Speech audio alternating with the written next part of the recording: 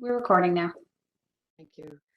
Good afternoon, everyone, and welcome to the Cowichan Community Center Commission for September 9th, 2021. First of all, I'd like to acknowledge that this meeting is being held on the traditional territory of the Coast Salish people. And with that, I look to an approval of the agenda. So moved, second, all in favor?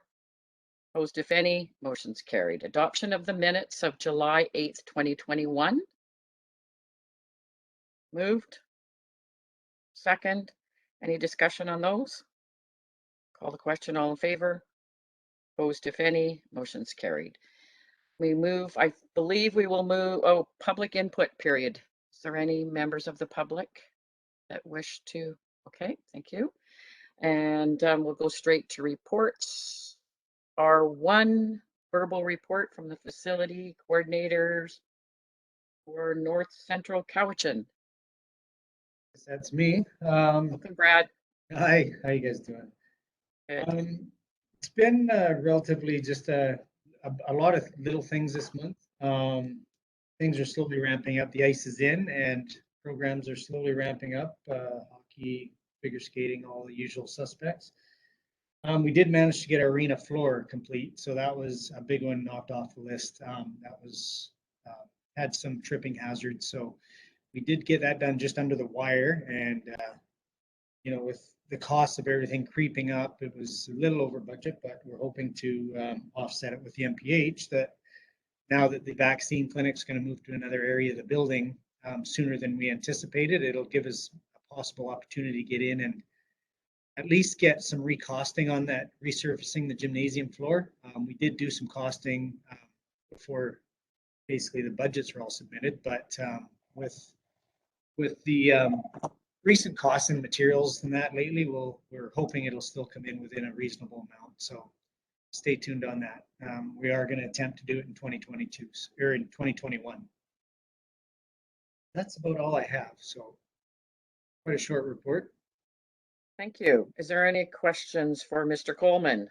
Go ahead, Mr. Director Manhas. Thanks, Brad. Was there any contingency built in, or was it sufficient contingency built in to cover the cost increases for the floor? There was, but not probably to the amount that we've seen. I mean, it's been kind of extraordinary increases with material costs over the last year.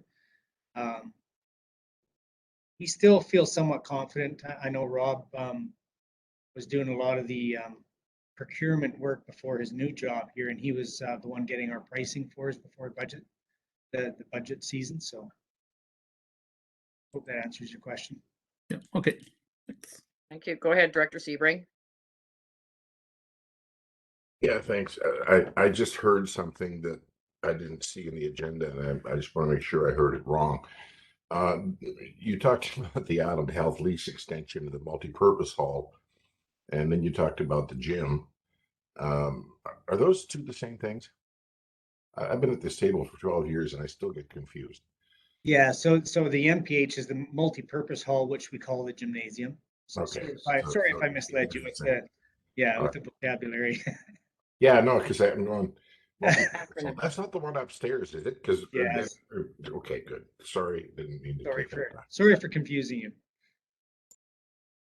Okay, any other questions for Mr. Coleman? Seeing none, thank you very much. That was for information. Thank you for that update. And we move to R2, a verbal report from the Arts and Culture Division. And I believe Mr. Williams is going to take this one, and this is for information. Go ahead.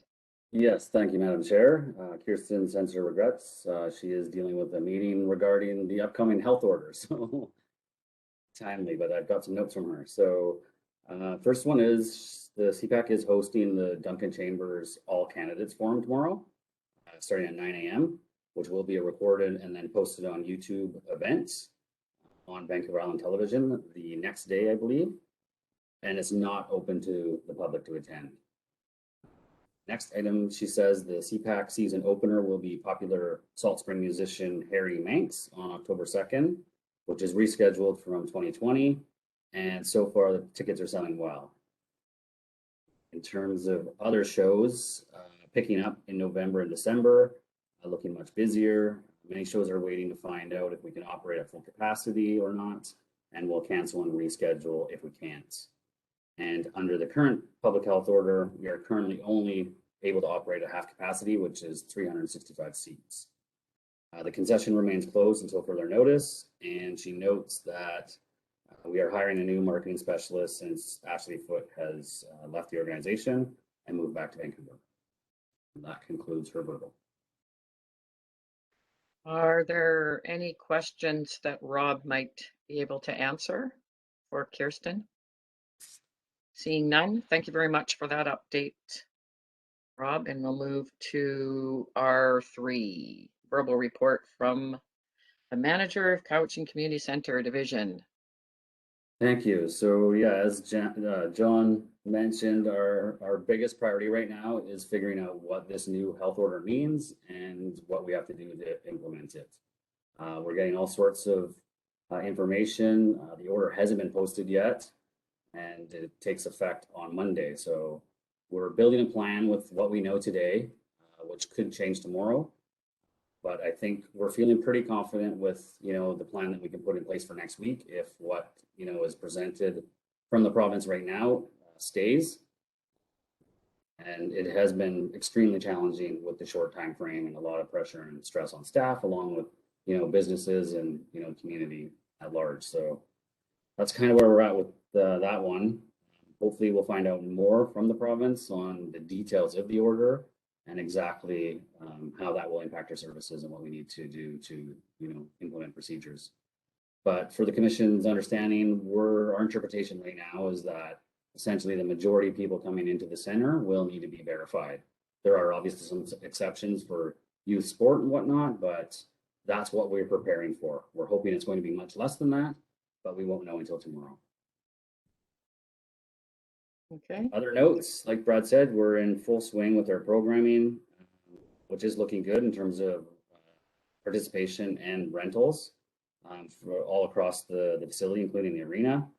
However, we are starting to notice some people backing out due to this pending order coming into effect. People are just uncertain of how it's going to impact them and their family. And so we have refunded folks in the last 24 hours. The first Caps game is scheduled for October 9th.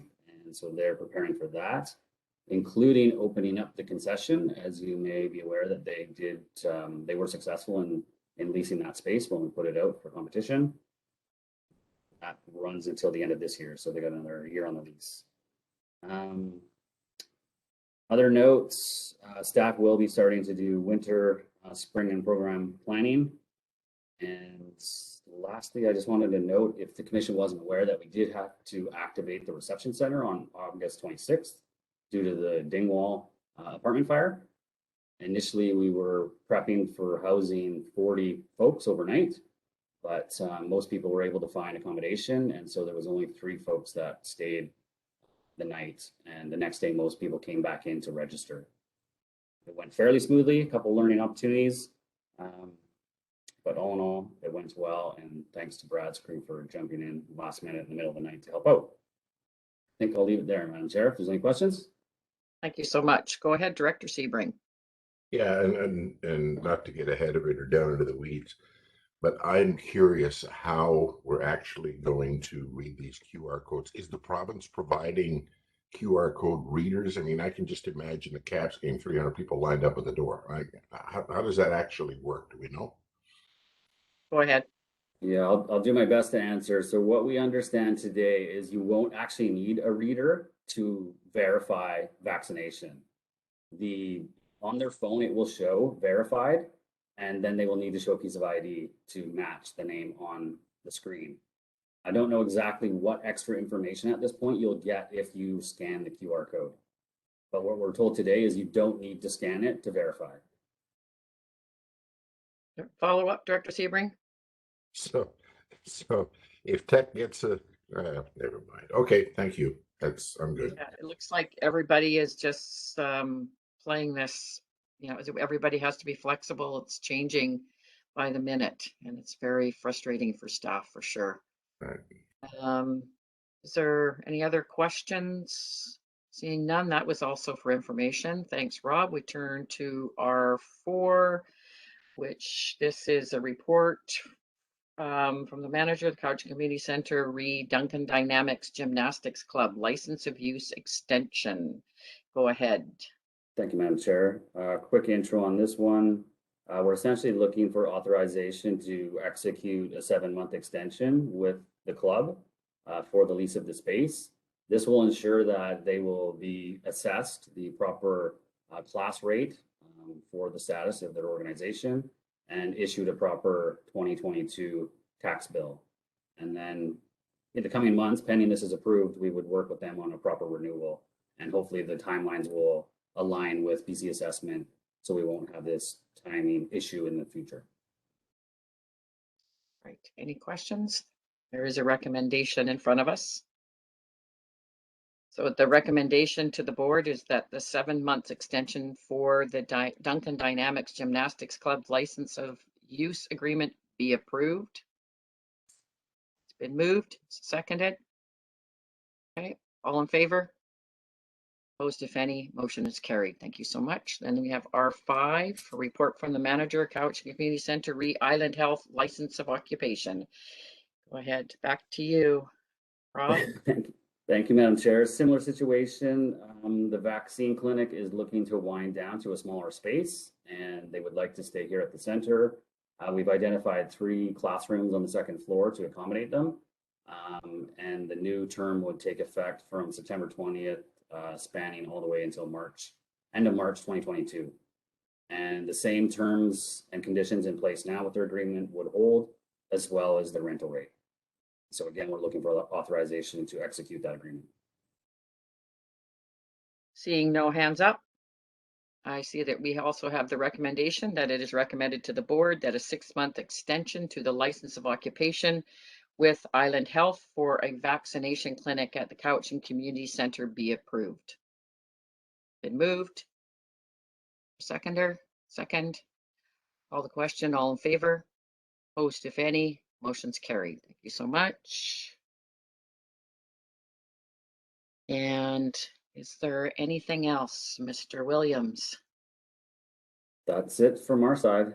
Any other questions or comments we can address? A short meeting. This doesn't happen. This doesn't happen to me very often, but I really appreciate it.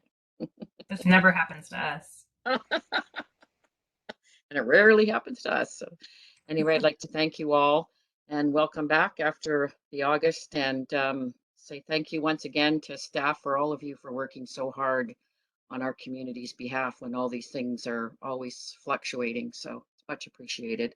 So a motion to adjourn. Moved and seconded. All in favor? Opposed, if any? Motion's carried.